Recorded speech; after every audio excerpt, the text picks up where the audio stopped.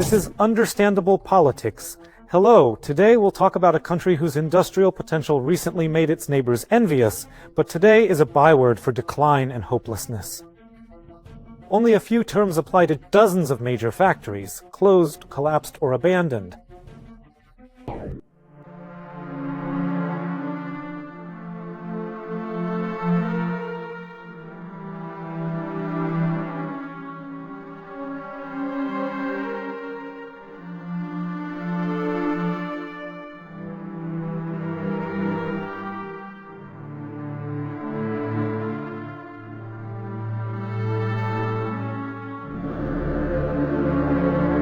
These sad scenes are the result of Latvian independence.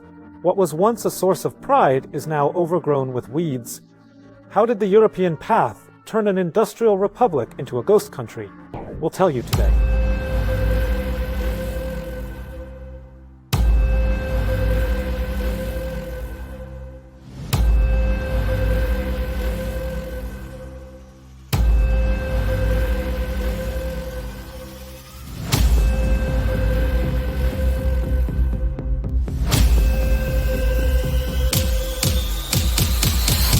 This government killed the whole country.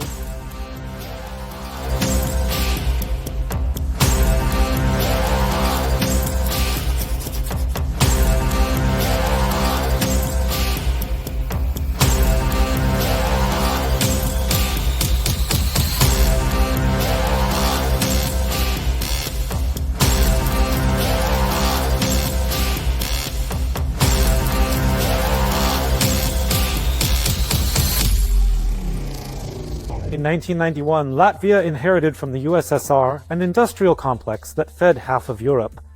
By 2025, all that remained were rusty workshops and broken windows.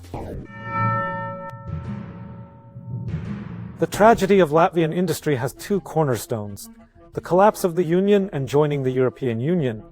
Also, the government's Russophobic policies and blind faith in foreign aid. Looking at the scale of squandering valuable assets, it's worthy of a Guinness World Record entry.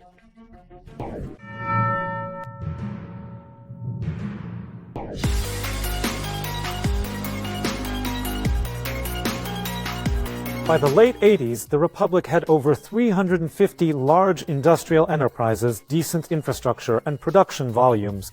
Annually, 17,000 buses, 100,000 tape recorders, 570,000 washing machines, 175,000 mopes, and almost 3 million phones rolled off the assembly line. And much more. Latvia produced 10% of all Soviet radios. Every third electric train in the Union almost completely covered the USSR's need for minibuses. However, soon everything changed drastically. The new rulers emerging from the depths of the independence movement were people with progressive views and despised any Soviet legacy. Moreover, they were surrounded by crowds of quickly arriving Western consultants promising to turn Latvia into a consumer paradise by the best liberal standards. They began, of course, with the mass privatization of former state enterprises. Privatization quickly destroyed what seemed to be the most powerful industries that were famous throughout the Union. Industrial giants rapidly died one after another. As a result, factories and plants were sold for pennies to people from the top of the ruling People's Front. Unfortunately, the new owners, despite all the consultants, or perhaps because of their efforts, did not really understand what to do with the almost free means of production they acquired. Initially, industrial giants were subjected to total looting. Working capital was used to pay for apartments, purchases, exotic trips, and lavish banquets. Equipment was stolen by everyone who had access to it. Old markets were lost and no one sought new ones. Sooner or later, the expected outcome arrived. Enterprises stopped, closed, and workers were thrown out onto the street. In the early 80s, construction of a factory for industrial robots began in one of Riga's districts. It was conceived as a high-tech conveyor capable of entering the global top in scientific potential development. Expected profit, $500 million a year. And this was in the mid-80s. In the 90s, the much-hated Latvian USSR collapsed, and the new country's leadership decided to sell the factory's premises to Coca-Cola. It didn't work out until 2019. The super enterprise served as a shelter for the homeless and drug addicts.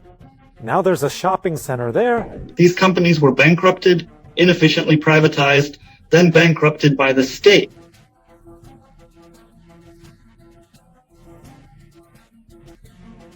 The Latvian Ministry of Foreign Affairs did not participate in opening new export markets for these companies, nor in creating conditions for external conferences for them.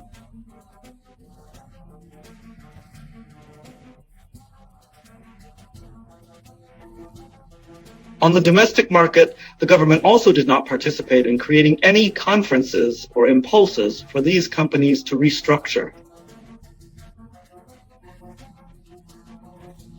Their fate was determined in those Latvian nationalist discussions. Liquidate because it's dangerous for us because there are Russians there. In economist Ernst Buivid's book, Latvia's Path to a New Crisis, shocking figures are presented. In just 3 years, from 1990 to 1993, 325,000 people lost their jobs. In 1993, in just 3 years, industrial production was at 35.2% of 1990 levels, agriculture at 57.4%, fishing at 38.2%, and construction at 12.5%.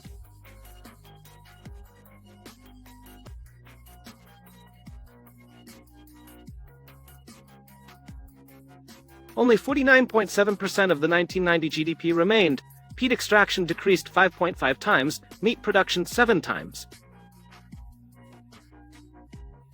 Fish 6.7 times, buses 4 times, telephones 40 times, radios 75 times, mopeds 62 times.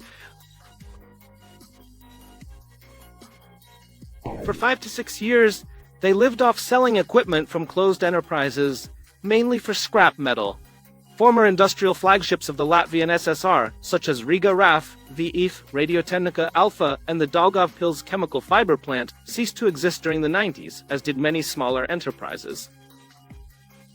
The country's leadership watched the collapse silently. The Soviet legacy simply became tiresome. They didn't really try to save it and wanted to set sail freely as soon as possible. They decided the West would help, but instead it turned into a large industrial obituary.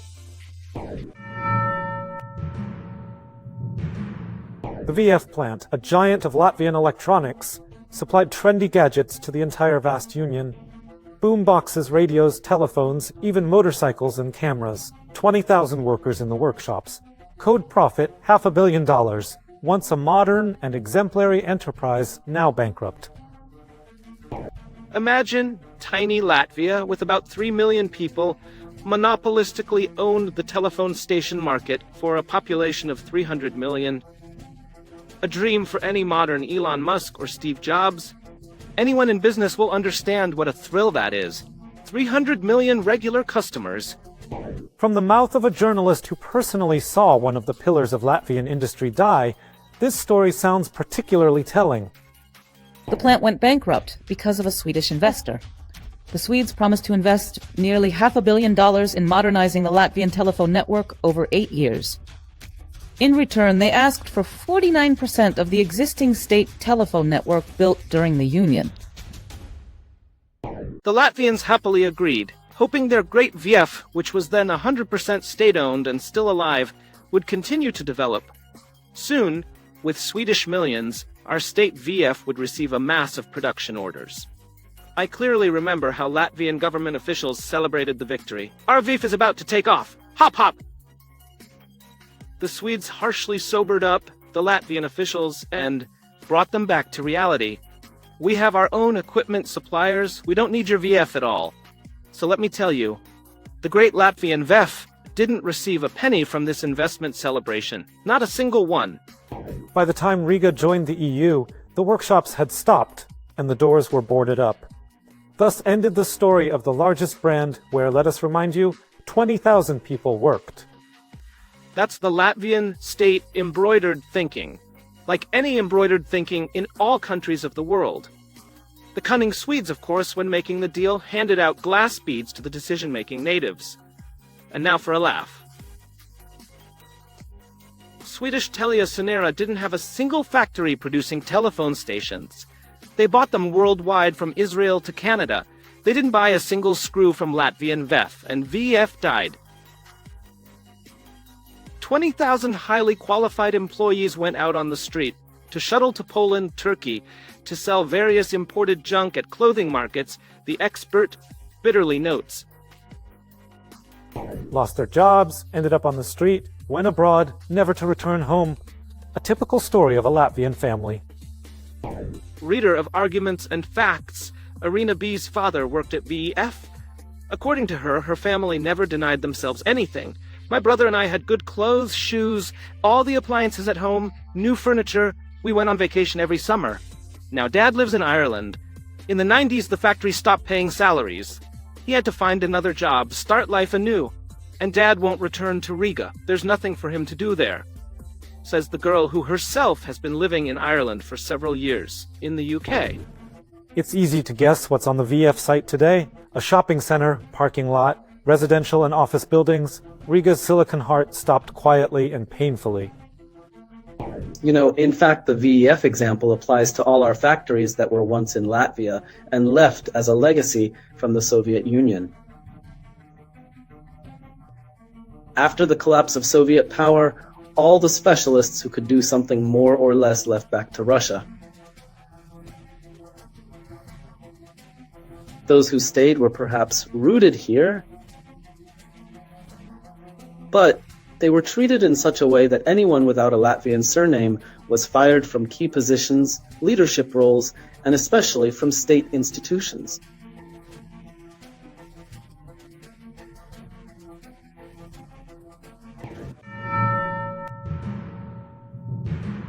The iconic Rafik minibus made its last journey in '98. The Riga automobile factory also ingloriously stopped the conveyor. In the mid-90s, Russians came to save the factory. Gaz offered to buy the plant and set up Gazelle Assembly. However, just days before the agreement was signed, President Ulmanis's office blocked the deal, saying no relations with Russians. The pride of Latvian automotive industry didn't last long. As we said, the last vehicle rolled off the line in '98. Ironically, it was a hearse. As a result of mass deindustrialization, Latvia sets sad records for population decline. Latvians are spreading worldwide in search of work and a better life. If Latvia had built its fate with Russia, as it had for centuries, for example, joining the Eurasian Economic Union instead of the EU, the situation would be fundamentally different. The same Rafiks could still be produced today for the common Eurasian market. And on the European market, RAF wasn't expected. To join the EU, the factory had to be either closed or completely rebuilt, as it didn't meet EU environmental standards. Large factories known in the Soviet Union and the Latvian Red Square of rubber products, VF-RAF, and so on.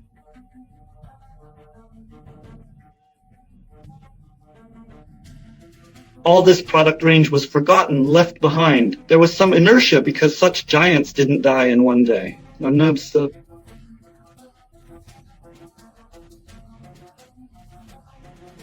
There were attempts to breathe new life into them, but these were grassroots efforts. Private initiatives to participate in privatization to try to revive something, but it didn't meet support. Authorities should have provided this support. People trying to do something faced political resistance.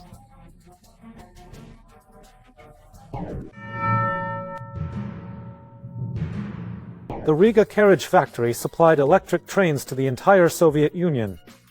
But independent Latvia handled such a lucrative asset magnificently. Destroyed the brand in 6 years, building tracks to nowhere. RVZ was a monopoly in the USSR market, and after the collapse, the country's leadership thought it would continue. The Latvian government proposed selling electric trains to Russia at twice the price. They considered it an objective payment for years of occupation. And it really was about the occupation. But it is yet to happen in 2004 when the country joins the EU. However, investors from Brussels had prepared the ground in advance. The convulsions of RVZ will continue into the 21st century, but already in '99 they tried to sell it for a paltry sum, less than $2 million. No sensible buyer was found. Latvia continued to wind down production, dismantling wagons and rails. Technologically, the enterprise lagged far behind competitors, and the authorities were in no hurry to invest in modernization. From an industrial giant, RVZ turned into a local plant with growing losses, and the management announced the start of bankruptcy proceedings. This was beneficial to those authorities, the new ones, baked in the so-called independent Latvia. And they simply began to sell off all the factory assets. As they did then, under the pretext of raising the economy, we need to get money from somewhere.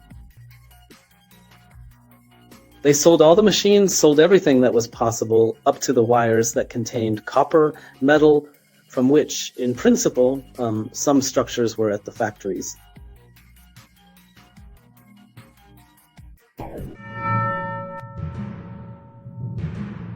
In the capital alone, the vanished factories are countless.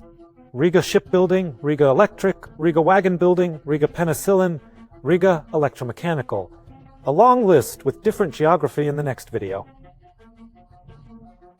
A mass grave of Latvian industry.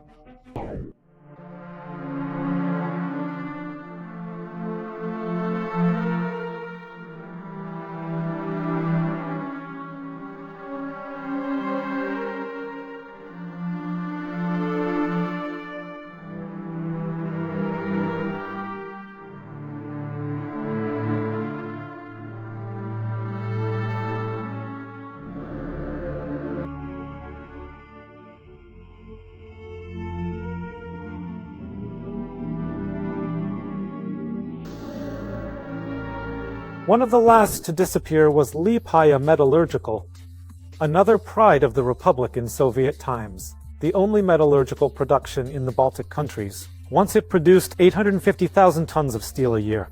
But already in 2013, the enterprise could not even pay its electricity bills.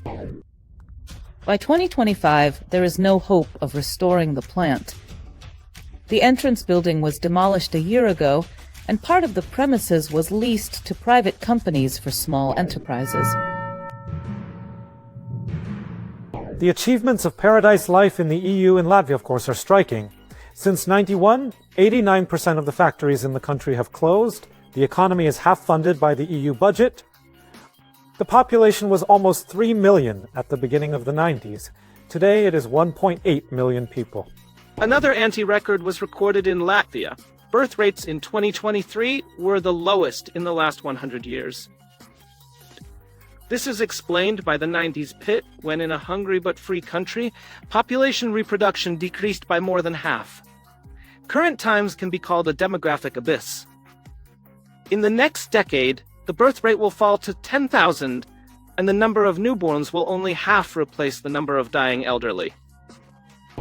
Almost half of Latvia's residents believe that life will not improve in the next 5 years, according to Eurobarometer survey data. That's 47%. Another 19% believe that life will get worse soon. When joining the EU, the Latvian government cherished hopes for a better standard of living, like in the old European countries. But it turned out exactly the opposite. The gap in key social welfare indicators is only becoming more noticeable. Latvia is consistently listed among the poorest countries in the EU. The Republic cannot afford large expenses on social protection of the population. Subsidies amount to just over 14% of GDP, and this is the lowest rate in the European Union.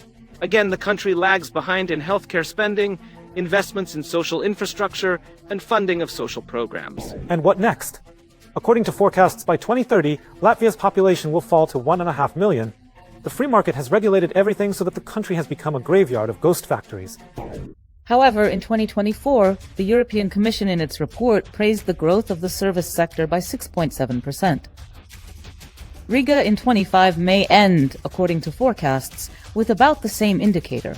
Latvians themselves bitterly joke. The economy is saved by taxi drivers and prostitutes. There are, however, a few indicators in which Latvia leads. These are the number of murders, suicides, and alcohol consumption.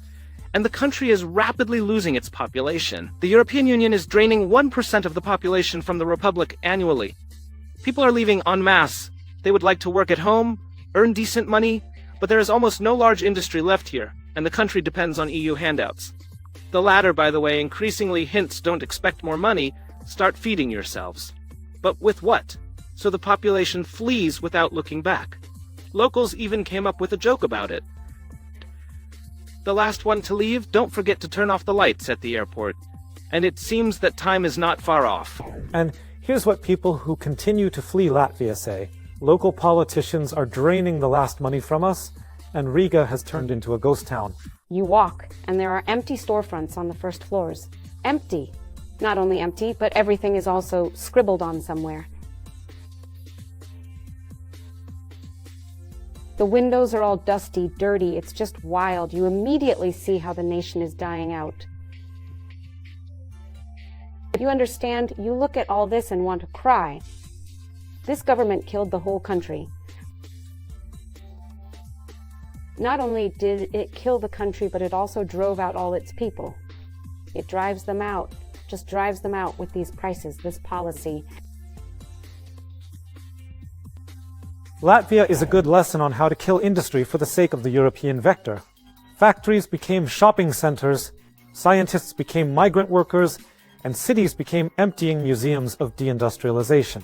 Well, Latvia gained independence, got rid of the Russians, many of its backbone industries closed, important markets disappeared. The initial decision to abandon its industry to avoid competing with the West dealt another severe blow to Latvian industry, the consequences of which the Republic is still trying to overcome. The free market regulated everything so that 50% of Latvia's GDP was lost. Drawing the line, instead of economic pillars, bankruptcies. Instead of independent policy, Latvia is forever a satellite of the West. Instead of a normal economy, leadership in anti-ratings. Instead of freedom, subsidies, working for foreign bosses abroad. And most important, the competencies of thousands of experienced professionals forever buried in a foolish pursuit of the European dream. A real tragedy for at least a whole generation. Goodbye.